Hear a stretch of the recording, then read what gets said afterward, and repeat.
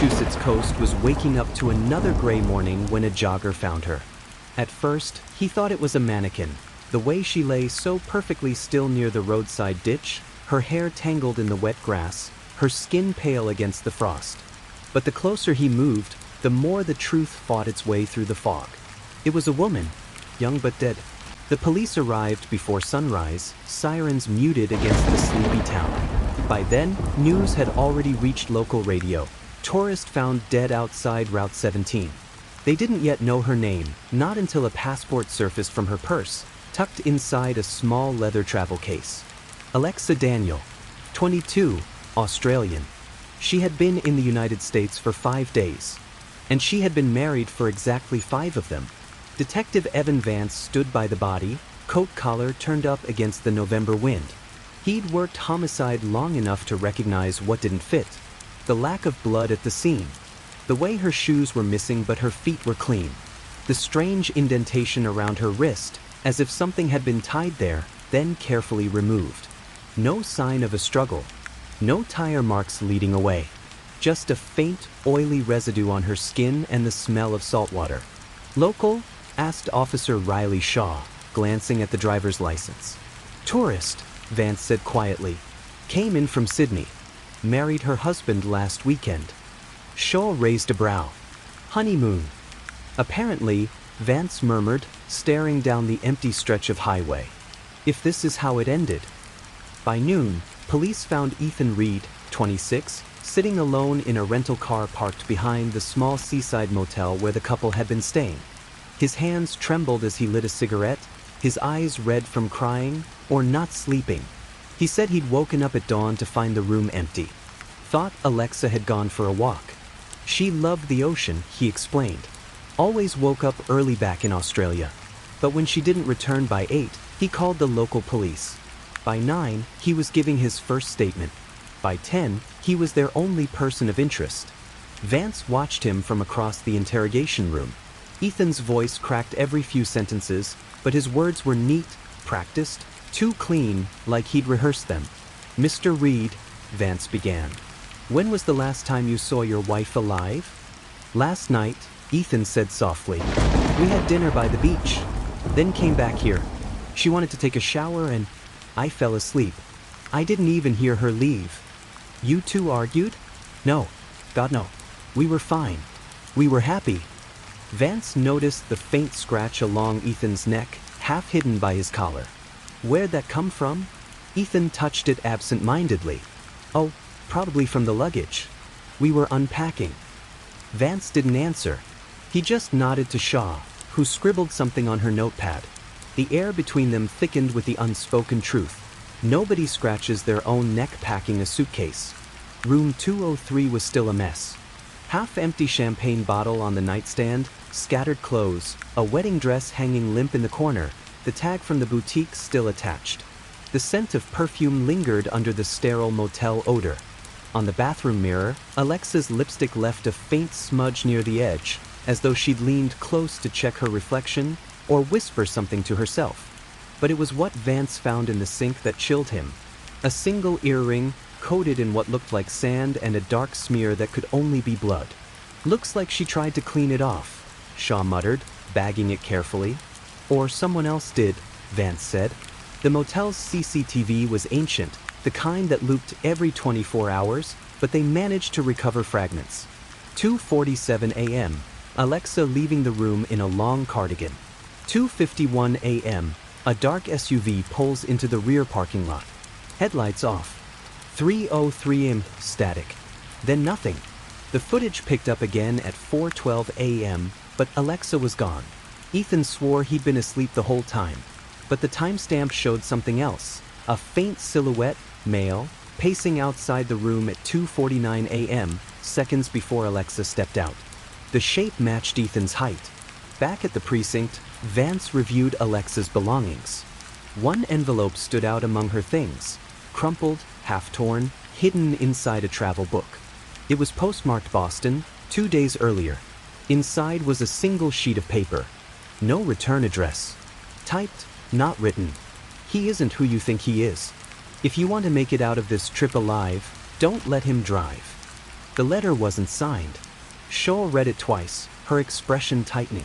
Someone warned her. Vance nodded slowly. Or tried to. The motel clerk, an older woman named May Collins, remembered seeing Alexa and Ethan arguing outside their room on Wednesday night, just hours before Alexa disappeared. She looked scared, May said. Not angry. Like she'd seen something she wasn't supposed to. What about the husband? Vance asked. May hesitated. He was calm. Too calm. Kept telling her to trust him. Said everything would be okay once they met the driver. The driver? Vance echoed. Yeah, didn't make sense to me either. That night, Vance replayed Ethan's interrogation audio again and again. One line stood out. I told her not to panic. He hadn't asked about panic. So why mention it? A closer listen revealed something else. A faint sound in the background. Not from the interview room, but from Ethan's own voice recording. Like an echo of wind through a car window. Or the rumble of an engine. Shaw enhanced the clip. The noise sharpened. Then came a second voice. Muffled. Please, just stop the car. 2 days later, forensics came back. The oily residue on Alexa's skin? Not motor oil, aviation fluid. And the sand in her earring wasn't beach sand. It was synthetic, the kind used in military training grounds. That's when Vance realized the route where she was found led directly past Old Grantham Airfield, decommissioned since 1997. Someone had taken her there. But who? Vance and Shaw drove to Grantham at dawn. The hangars stood silent, skeletal against the mist. Graffiti covered most of the walls, except one. On Hangar C, the words she saw were spray-painted in bright red, dripping like blood. Inside, dust coated everything. Old crates, twisted metal, and a row of abandoned vehicles. Among them, a black SUV with no plates. In the back seat, Shaw found a torn piece of a cardigan. Alexa's. Vance checked the glove box. There was a folded receipt from a Boston car rental agency. Rented under the name Reed. Ethan had lied. The final piece came when Alexa's phone was recovered from the ditch near where her body was found. Most of it was waterlogged, but one video survived. Timestamp, 3:02 a.m., the night of her death. The camera showed darkness, movement, the shaking image of a car interior. Alexa's breathing fast. The sound of tires on gravel. Then her voice. Ethan, what is this place? The pause. Then a man's voice, low, almost gentle. You'll understand soon. Just trust me. The camera tilted. A shadow crossed the lens. The video ended with Alexa's scream and silence. They brought Ethan in again that evening. He didn't resist. Didn't even ask why. Vance laid the photos on the table. The SUV, the cardigan, the letter. Ethan looked at each one, his face unreadable. Then he said something that froze everyone in the room. She wasn't supposed to die, he whispered. The words were quiet. Too quiet. Supposed to? Vance pressed. You mean there was a plan? Ethan didn't answer. He just stared past them, eyes distant, fixed on something none of them could see. Back at headquarters, Shaw compiled everything into a timeline. But one thing didn't line up. The car rental record showed Ethan had signed for the SUV 24 hours before they even arrived in Massachusetts. And the credit card he used wasn't his. It belonged to someone named Daniel Reed, his brother. A brother who, according to immigration records, hadn't entered the country in years. Vance froze when he saw the name. He'd seen it before, on an old missing persons case from 2014. Daniel Reed, last seen leaving a private airfield in Boston. He'd never been found. Vance returned to the holding cell that night. Ethan sat in the dark, motionless. Who was driving the SUV? Vance asked. Ethan looked up slowly. His voice was hoarse, trembling. You won't believe me, he said, because he's supposed to be dead. The room fell silent after Ethan's words. He sat perfectly still, his face pale, his fingers clasped tightly on the table as if holding something unseen together. Detective Evan Vance leaned forward slowly, the hum of the ceiling light breaking the stillness. Supposed to be dead? He repeated. Who are you talking about, Ethan? Ethan's lips parted.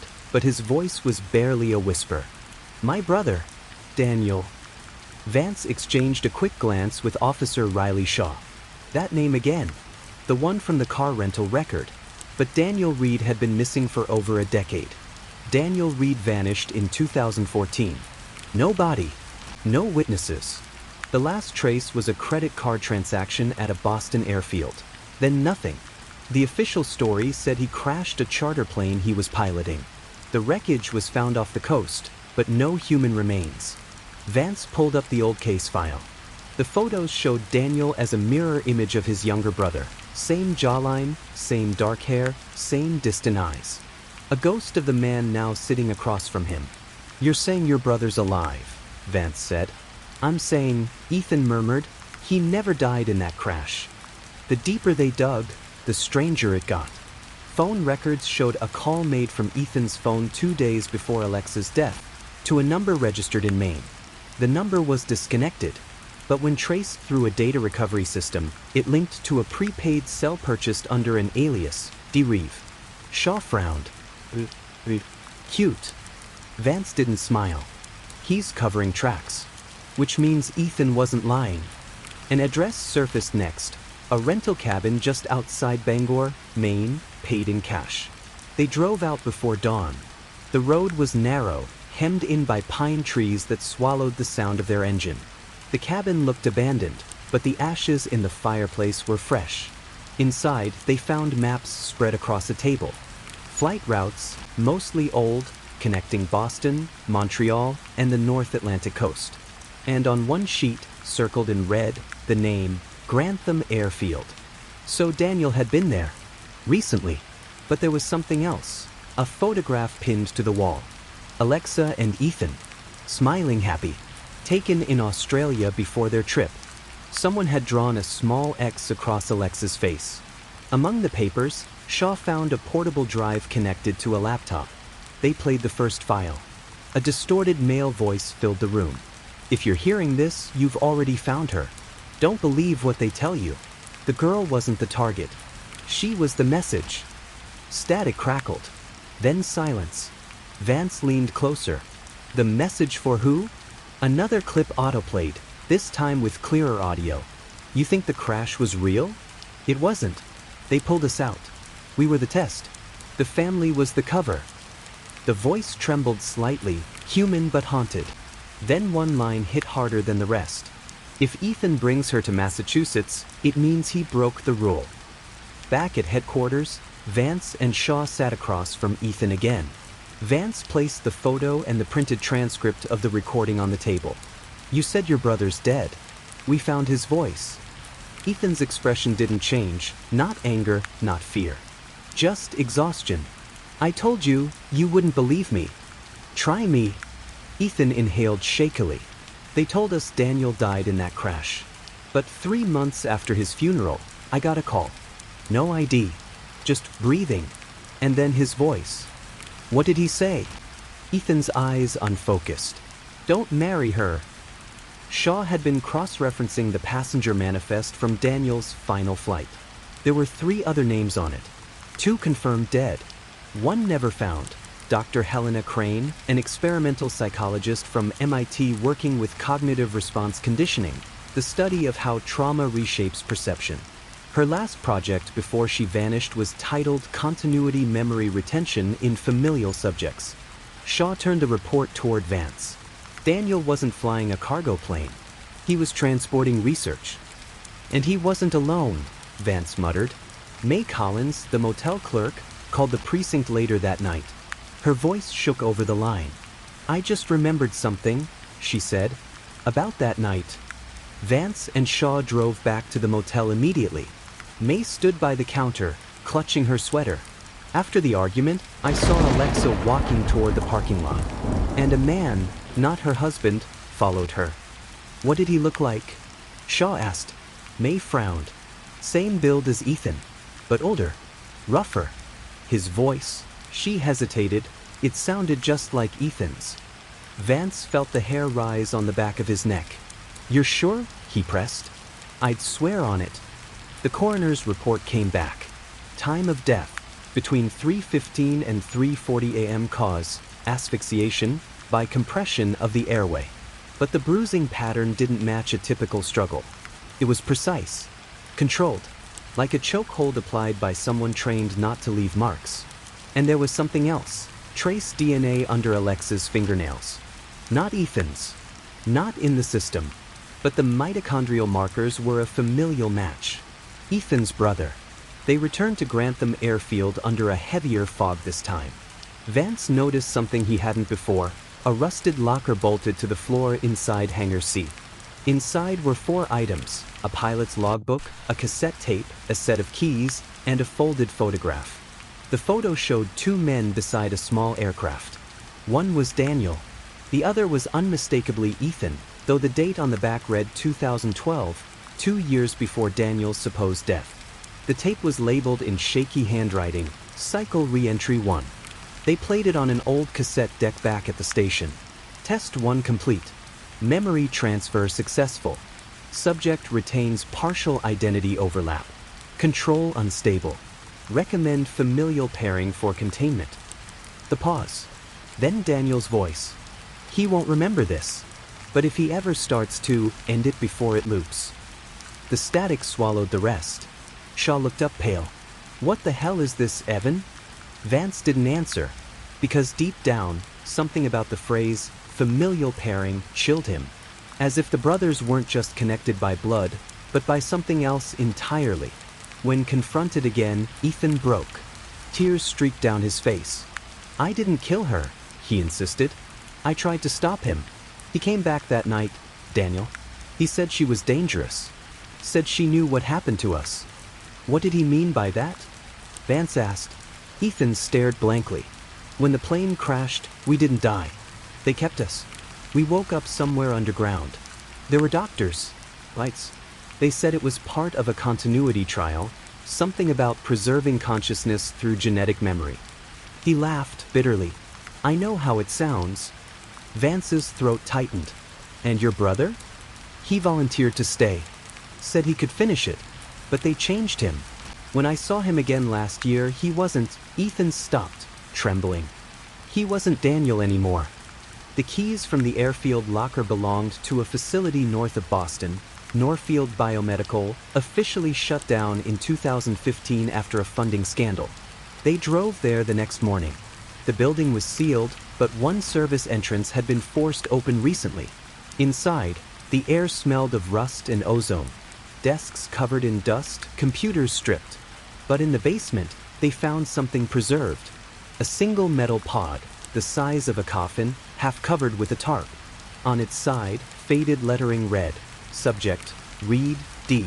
Status, incomplete. Shaw pried the hatch open.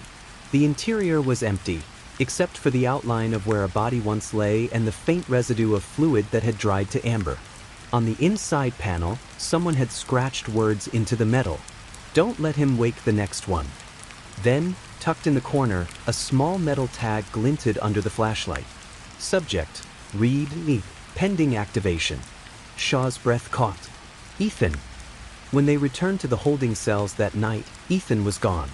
The camera feed showed static for exactly 12 minutes. Same pattern as the motel footage the night Alexa died. When the feed resumed, the cell door was still locked from the outside. He had vanished without opening it. Only one thing was left on the bench, a single photograph. Vance and Shaw in front of the precinct building, taken that morning. No one had taken that picture.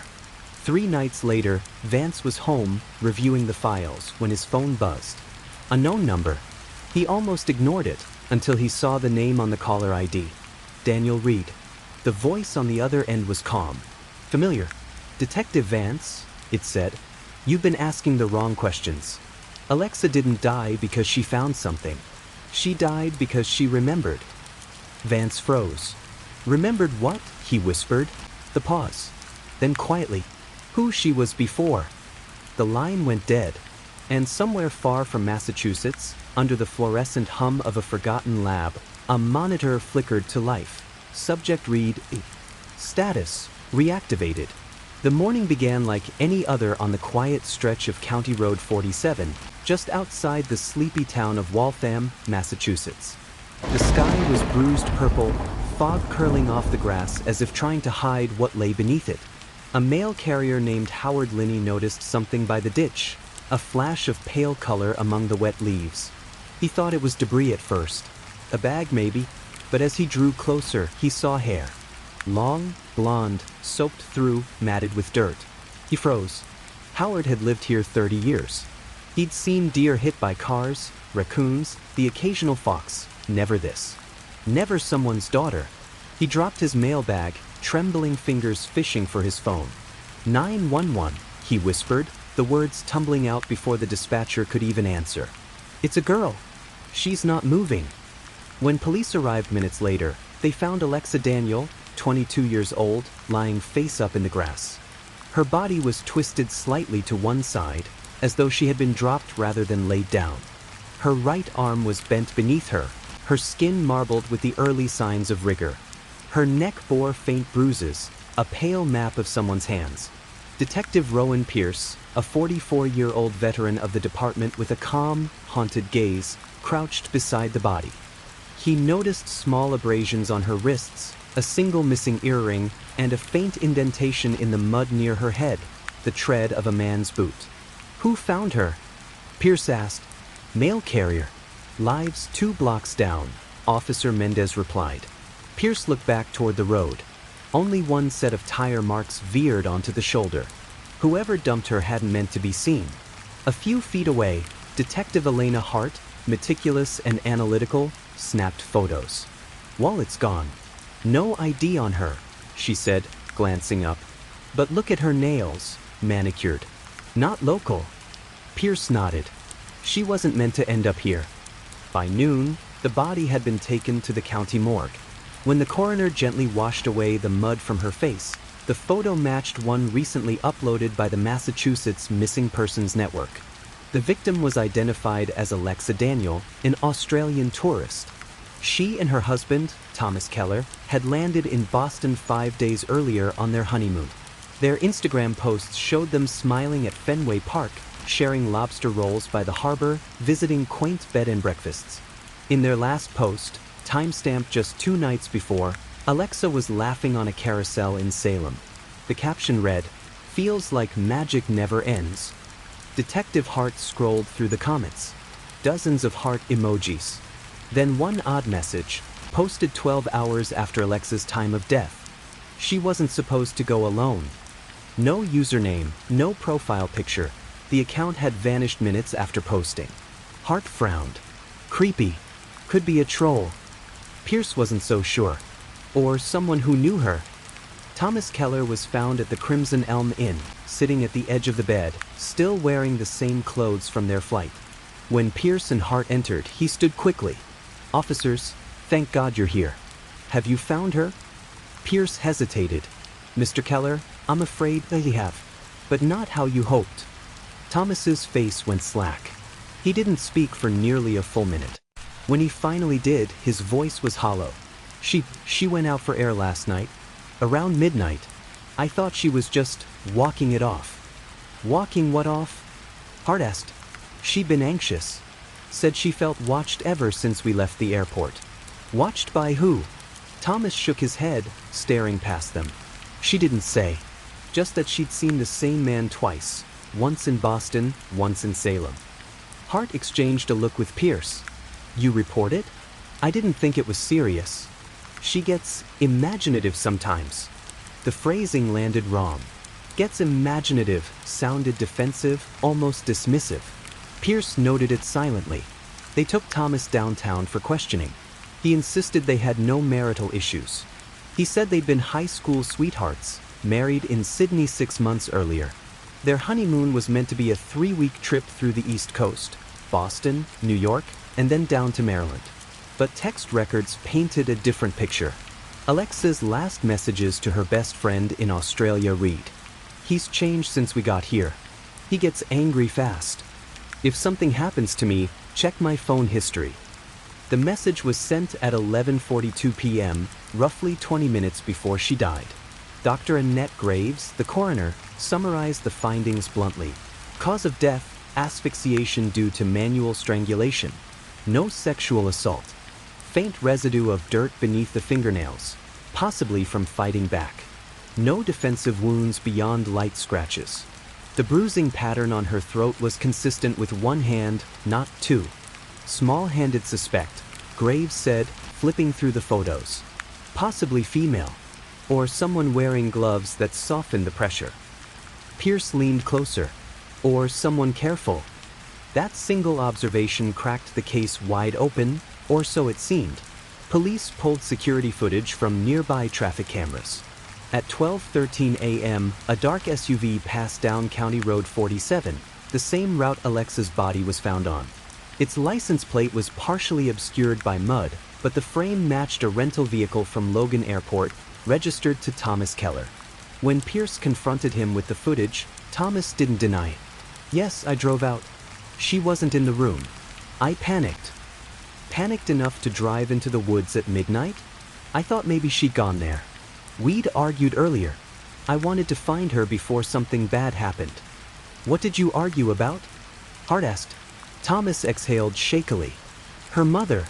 She kept saying she wanted to call her. I told her to wait till morning. It turned into this fight. She stormed out. That's all." Pierce stared. He'd seen this scene before, a grieving husband rehearsing every word. Too precise. Too polished. "Thomas," he said quietly, "did you love her?" Thomas's eyes filled. "More than life." "Then help us prove it." Phone records showed Alexa had made a 1-minute call around 11:50 p.m. to a burner number purchased 2 days before. The line was dead by morning. No owner. No trace. Then something else emerged. Forensic techs found a drafted email on Alexa's iCloud, unsent, time-stamped just before midnight. "If anything happens to me, it won't be random.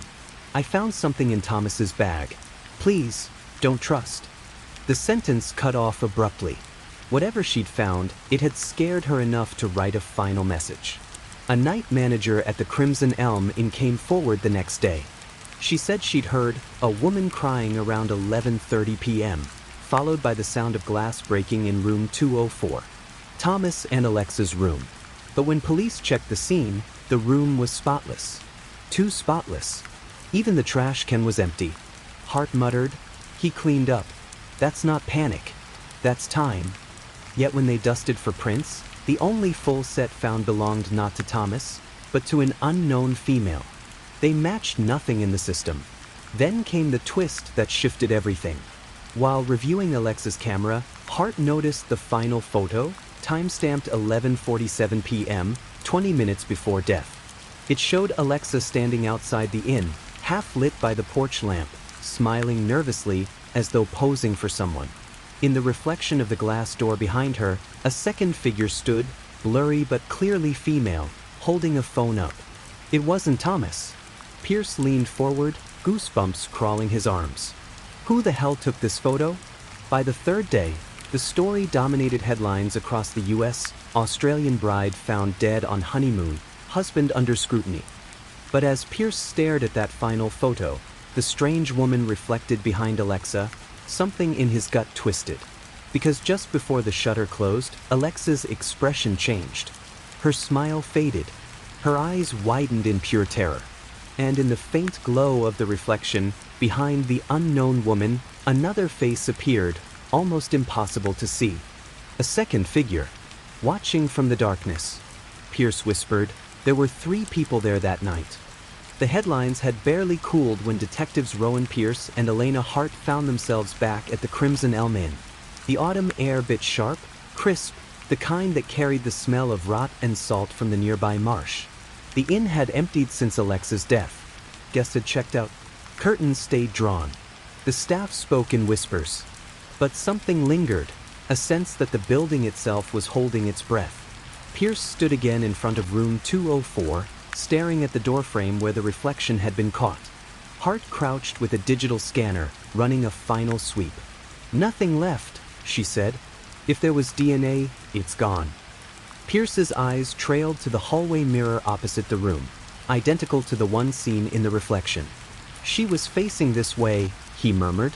That means the woman behind her wasn't in the parking lot. Hart frowned. Then where? He pointed upward. The hallway. The thought landed heavy. Whoever took the photo wasn't outside. She was inside, maybe just steps behind Alexa. They replayed Alexa's camera data. Each file had GPS metadata, all consistent with the hotel, except one. A single deleted image that had been recovered through forensic reconstruction. It showed an out-of-focus shot of a stairwell. The caption automatically logged by the camera app read, IMG_1986, 11:45 p.m., auto flash triggered. Meaning Alexa was startled. She didn't pose. She turned suddenly towards something that made her take that accidental photo. Hart leaned back. She wasn't just out for air. She was running from someone. That same morning, a new witness came forward. A housekeeper named Marisol Vega, who had cleaned the Daniels room earlier that week. I didn't want to say anything, she admitted, twisting a tissue in her hands. But the woman, the young one, she asked me strange questions. What kind of questions? Hart asked. About security cameras. She asked if the hallways were recorded at night. I told her yes, but only the lobby. She looked scared, like she'd seen something. Pierce asked, did she say what? Marisol hesitated. No. But that night I saw her again, in the hallway by the vending machine. She wasn't alone. Pierce's brow furrowed. Who was she with? Marisol swallowed. Another woman. Black hair. Wearing a gray coat. They were whispering. The other woman looked angry. When I came around the corner, she turned her face away. Hart's pulse spiked. Could you identify her? Marisol shook her head. Not clearly, but she was familiar, like I'd seen her somewhere before. Security footage from the lobby showed exactly what Marisol described. At 11:32 p.m., Alexa entered the hallway alone. 2 minutes later, a woman in a gray coat followed her. The footage was grainy, but her silhouette was distinct. Slender, straight posture, hair tied back. Pierce froze the frame. Enhanced the reflection in the lobby mirror.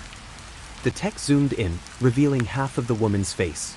Not enough for full ID, but enough for Hart to say, that's not random. That's personal. Pierce nodded slowly.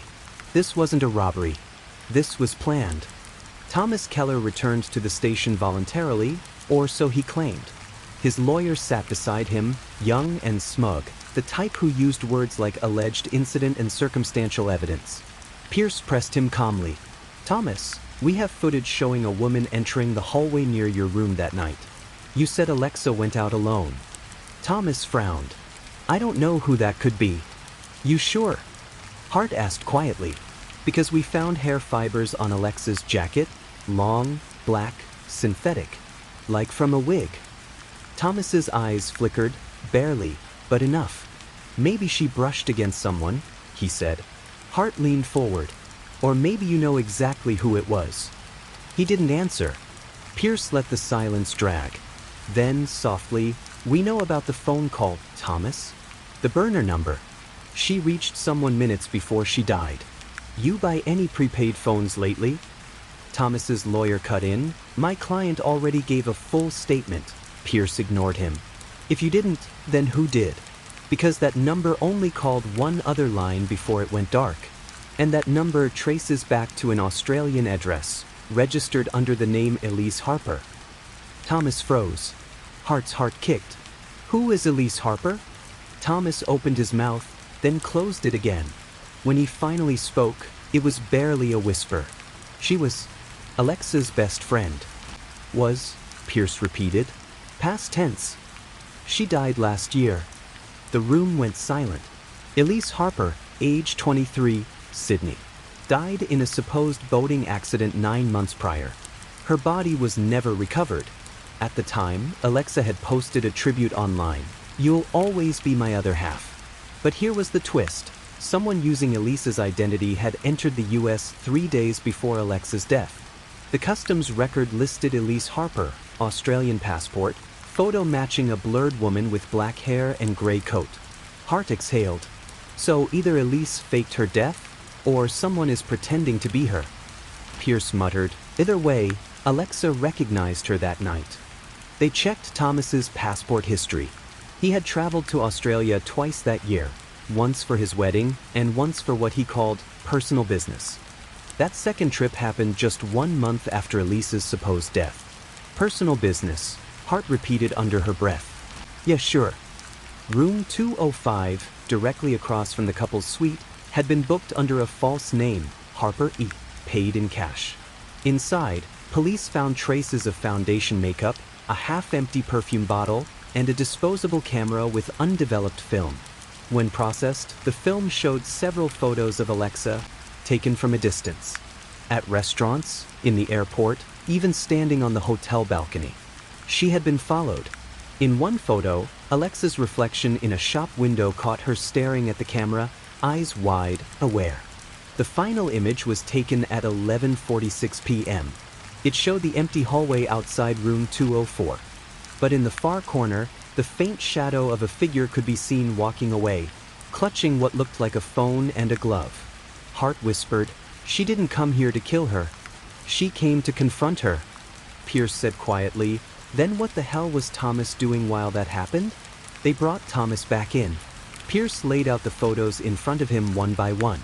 "You knew she was alive, didn't you, Elise? You never told Alexa." Thomas's jaw tightened. "I didn't know. I thought she was gone." "Then why did Elise, or someone calling themselves Elise, email you the night before Alexa died?" Thomas blinked. "What?" Pierce slid a printout forward. Subject, "You owe me the truth." The message came from an encrypted domain, but the IP traced to the same hotel network. Thomas went pale. "I didn't send that. I swear to God I didn't." Hart asked, "So who did?" "I don't know. Maybe she." He stopped himself. "Maybe who?" Hart pressed. Thomas lowered his head. Elise and Alexa weren't just friends. They were obsessed with each other. Before me, they were inseparable. But something happened, something bad. Elise tried to call off the friendship, and Alexa didn't take it well. Pierce's brow furrowed. "Are you suggesting Alexa killed Elise?" Thomas didn't answer. "Then she faked her death to what? Come after her later?" Hart asked. Thomas whispered, "Or to finish what Alexa started." Evidence technicians combed through the rental SUV. Under the passenger seat, they found a small velvet box. Inside, a gold necklace engraved E+L, forever. "Not wedding jewelry," Hart said. "Personal." In the glove compartment, another discovery, a postcard of Salem Pier. On the back, written in smeared blue ink, "You can't bury the past, Alexa. You can only lie next to it." It wasn't signed. Day 5 of the investigation brought the most disturbing find yet. A nearby gas station clerk turned over their security footage, time-stamped 12:02 a.m., 20 minutes after Alexa's estimated time of death. The camera captured a woman fitting Elise's description walking briskly toward the payphone. She picked it up, spoke for 30 seconds, and then looked directly into the lens. Her expression wasn't fear. It was rage. Hart played the footage again and again. "She made that call. The one Alexa answered." Pierce nodded. "And maybe she wasn't done talking." The call records proved it. The burner phone Alexa dialed had received 2 calls that night. The first from Alexa's phone. The second at 12:03 a.m. from the payphone by the gas station. Meaning, whoever that woman was, she was alive after Alexa was dead. Late that night, Pierce couldn't sleep. He sat alone in the precinct, the hum of the vending machine filling the silence. On his desk lay a box of evidence from the Daniels hotel room. Inside, beneath folded clothes, was Alexa's journal. Most entries were typical: flight details, restaurant notes. Then the tone shifted. Thomas won't admit it, but he's scared too. "I saw her again. Elise. I don't know how, but she's here. She keeps leaving letters. Same handwriting. Says she forgives me. He doesn't believe me. Says I'm imagining her." Then, the final line, scrawled hastily, ink blotted. "If I disappear, don't look for me in the mirror. Look behind it." Pierce exhaled slowly. What the hell does that mean? He called Hart, told her to meet him at the inn. It was 2:30 a.m. when they arrived. The hallway was cold, dark, the kind of silence that presses against your chest. Pierce unscrewed the mirror outside room 204, the one seen in the reflection photo. Behind it, taped to the drywall, was a sealed envelope. Hart's hands trembled as she opened it. Inside were 3 items. A photo of Alexa and Elise from 2019, smiling in front of a lake. A boarding pass for a flight from Sydney to Boston, dated 4 days earlier, under the name Harper, Elise. And a single note, written in Alexa's handwriting. "If you find this, tell my mother I tried to make it right." But the wrong one came back. Pierce's throat went dry. The wrong one? Hart's voice was barely a whisper. What if Elise wasn't who she thought she was anymore? Before dawn, Pierce's phone rang. It was the forensics lab. They had run the DNA from the hair fibers found on Alexa's jacket. "Detective," the analyst said, "you're going to want to sit down for this." The DNA was a match, not to Elise Harper, but to Alexa Daniel herself. Hart blinked. "That's impossible," Pierce murmured, "or it means there were 2 women who shared the same DNA." The analyst hesitated. "There's one more thing. The genetic markers, they're close. Identical in most regions, except one mutation. Not twins, but clones? I don't even know how else to explain it." Pierce stared at the evidence board. The faces, the reflections, the fear frozen in Alexa's last photo.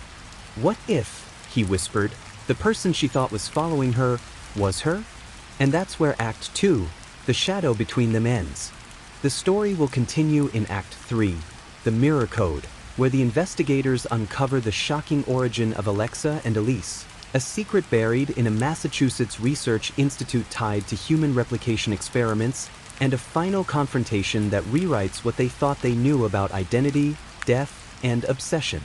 Would you like me to go straight into Act 3, the Mirror Code, full continuation, 5,000 words, same pacing and tone? The discovery hit the precinct like a storm.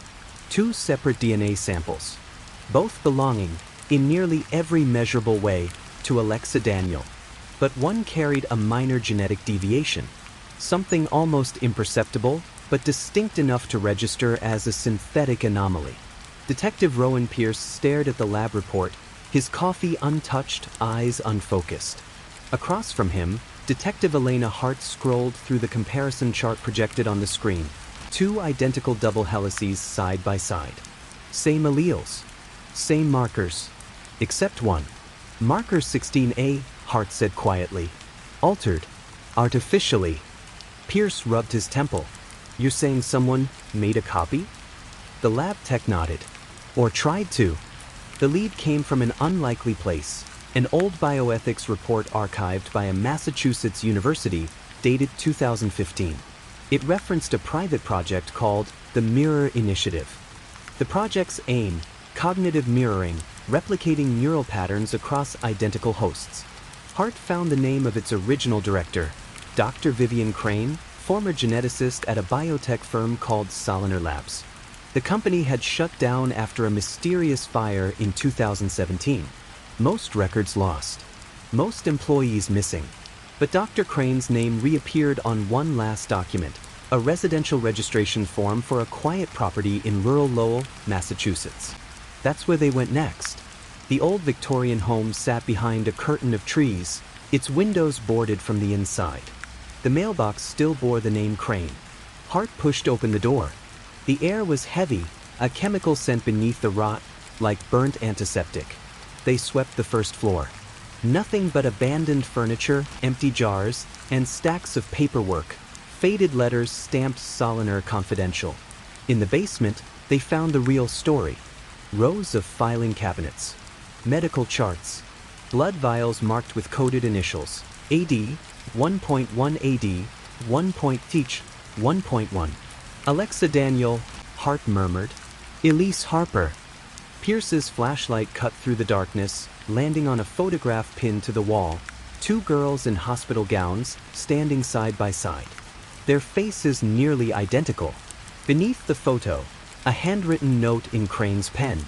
Prototype pair number 07, success rate 89%. Hart whispered, they were part of an experiment. They weren't alone in the house. In the far corner of the basement, a rusted bed frame sat against the wall. On it, A frail woman stirred as the light hit her face. Her name was Dr. Vivian Crane. She was alive. Barely. Pierce knelt beside her. "Dr. Crane, we're police. You need medical help." Her eyes fluttered open. You shouldn't have come here." Hart held up the photo. "Who are they?" "Alexa and Elise. What did you do to them?" Dr. Crane coughed, her voice weak but sharp. "Not to them. For them. They were dying. The same congenital defect. Their parents volunteered. We built the solution." Pierce frowned. "Solution?" "Cognitive mirroring. We scanned one neural profile, Elise, and copied it into Alexa's genome. When Elisa's heart failed, Alexa carried the corrected code.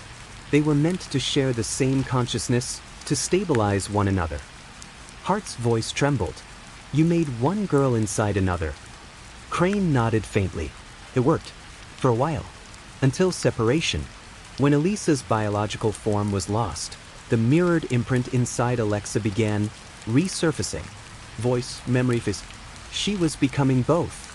Pierce whispered, "She wasn't haunted. She was splitting." After Alexa's death, Crane said, something activated an auto-trigger in the mirror code. A backup sequence designed to reconstruct the missing twins' genome using preserved data. "In other words," Crane said, "when one host dies, the other rebuilds." Hart took a step back, chilled. "You're telling us Elise didn't fake her death?" "She was dead," Crane rasped. "But the code rebuilt her. The Elise that came back wasn't human in the traditional sense. She was a copy, a reconstruction of memory, muscle, and residual data. A reflection given flesh." Pierce's stomach turned. So when Alexa saw her again, she was looking at herself, the part of her she'd lost. In the corner of the lab, Hart found an old reel-to-reel tape player, labeled simply, Cycle 9, Subject Echo. They pressed play. A young woman's voice filled the air, fractured, trembling. "Dr. Crane says I'm doing well. But when I look in the mirror, I see her. She tells me to come back. She says she's not finished. I think I'm losing time again." The voice paused, then whispered something chilling. "When I wake up, the bruises are on the wrong body." Hart froze. That's Alexa's voice. Crane's breathing quickened. Cycle 9 was the 9th restoration attempt. Each time one subject failed, the other reappeared. Two halves, trapped in a loop of replication. Pierce murmured, "So what happens now? With Alexa gone again?" Crane's eyes glazed. "The system will compensate. The mirror never stays empty." That night, as they filed their report, Pierce's phone buzzed. A known number. He answered. Static. Then, a woman's voice. So, familiar. "Detective Pierce, it's Alexa. Tell Elena I remember everything now." The line cut off. He froze, staring at the phone. The timestamp, 12:03 a.m. The exact time of Alexa's original death. By dawn, Crane's house was gone, consumed by flames. The official report blamed faulty wiring, but Hart knew better. Someone had wanted the records erased. All of them. Only one box survived, a sealed steel container recovered from the basement. Inside, they found a single photograph. It wasn't the twins this time. It was Hart and Pierce, taken from the angle of the evidence board in their own office. And scrawled beneath it, in the same slanted handwriting as Alexa's note, "The mirror remembers." Hart felt the color drain from her face. How could she have taken this? Pierce stared at the photo, the timestamp in the corner, 2 hours ago. The room went silent. Over the next week, strange things began happening in the precinct. Files duplicated themselves. Surveillance logs recorded brief flashes of Pierce's and Hart's reflections walking the opposite direction from their real movements. The tech division blamed data corruption. Pierce wasn't so sure.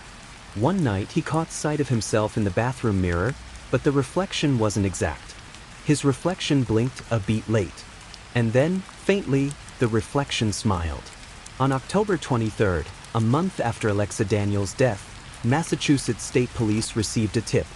A woman matching Alexa's description had checked into a rural motel under the name E. Harper. When officers arrived, the room was empty, except for a single photograph taped to the mirror. It showed Alexa standing beside another woman, identical, both smiling faintly. Behind them, a third figure was visible in the reflection, a man in a detective's coat. Pierce. And beneath the photo, in scrawled handwriting, Cycle 10 begins when you look back. Pierce quit the force 3 weeks later. Hart transferred to Internal Affairs. Neither spoke publicly about the case again. But on her final night at the precinct, Hart stayed late to clear her desk. She opened her locker and found a new envelope inside. No sender, no return address. Inside, a single photo. Her and Pierce, seated across the evidence table, mid-conversation. Except in the reflection on the glass wall behind them, they weren't alone. Alexa stood between them, smiling, her eyes blank, her hands pressed against the glass. And faintly, across the reflection, written backward in lipstick, "You can't kill what remembers you." Hart submitted her resignation the next morning. But before she left, she stopped by the old case room one last time. The evidence board was gone. The files had been archived. But the mirror, the one from the hotel, salvaged for forensic analysis, still leaned against the wall. She caught her reflection, just for a moment, and swore she saw a second heartbeat behind her own eyes. She blinked. The reflection didn't.